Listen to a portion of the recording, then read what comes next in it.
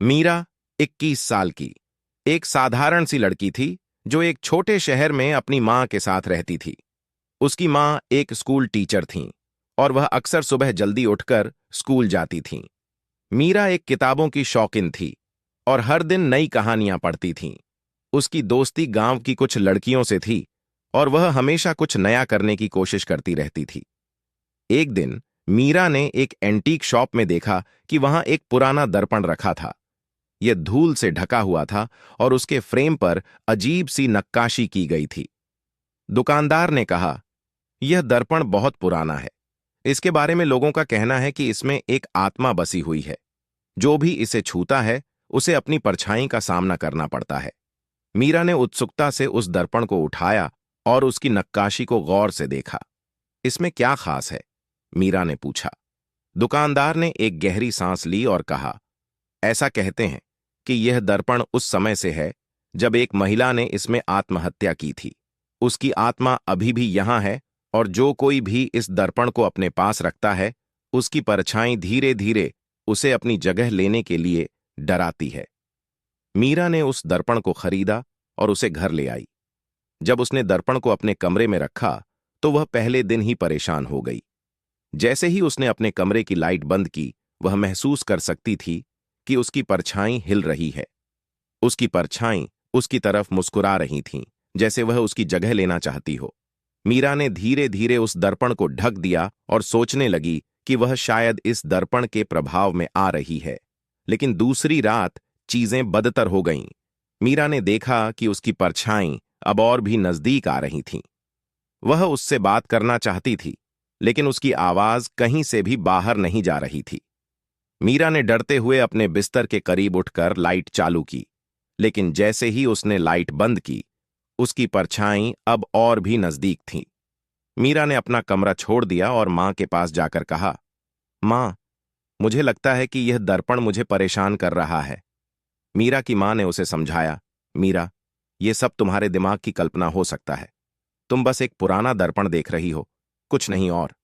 लेकिन मीरा को यकीन था कि कुछ गलत था। वह रात भर सो नहीं सकी और अगले दिन वह एंटीक शॉप के मालिक से मिलने गई।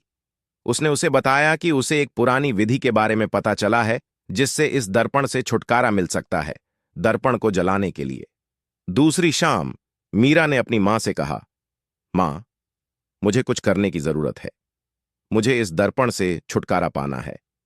उसकी मां ने देखा कि उसकी बेटी कितनी परेशान थी और वह मान गई। दोनों मां बेटी मंदिर गए, जहां पुजारी ने मंत्र पढ़कर दर्पण को जलाने का इंतजाम किया। मीरा ने अपनी मां के हाथ थामे और पुजारी के साथ मंत्रों को सुना। जैसे ही मंत्र शुरू हुए, दर्पण से एक तेज रोशनी निकली और फिर अचानक उसकी परछाई बाहर आ गई। मीरा को ऐसा लगा कि जैसे उसकी आत्मा का टुकड़ा बाहर आ रहा हो। यह सच है, पुजारी ने कहा। यह एक खतरनाक आत्मा है जो इस दर्पण में कैद हो गई है। हमें इसे मुक्त करने की जरूरत है। मीरा ने अपनी मां को देखा और फिर अपने गले में बंधी अपनी चांदी की चेन को पकड़ लिया। यह मेरी सुरक्षा का तावीज है, उसने अपनी मां से कहा। पुजारी ने मंत्र पढ़ना जारी रखा और अचानक दर्पण फट गया, जैसे एक काले धुएं में घुल गया हो। मीरा और उसकी मां ने एक गहरी सांस ली और देखा कि दर्पण अब सिर्फ धूल और कांच का टुकड़ा रह गया था। यह खत्म हो गया है, मीरा ने अपनी मां से कहा।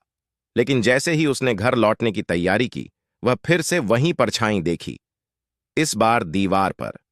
मीरा का दिल तेजी से धड़क रहा था और उसने मां को कहा, मां, मुझे डर लग रहा है। क्या यह सच में खत्म हो गया है?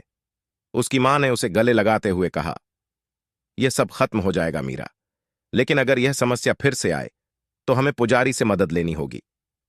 मीरा ने अपनी परछाई को देखकर समझा कि दर्पण का असली खतरा खत्म हो सकता है, लेकिन उसके साथ क्या हुआ था वह यह समझने में असमर्थ थी।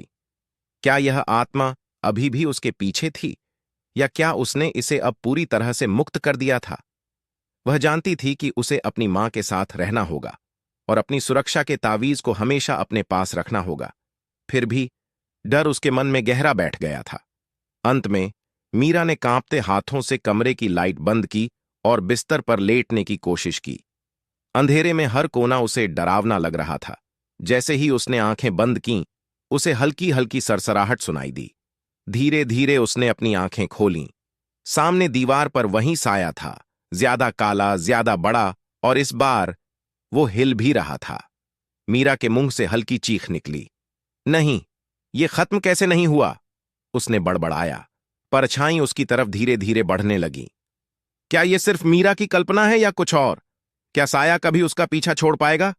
जानने के लिए देखिए साया हाउस का अगला भाग।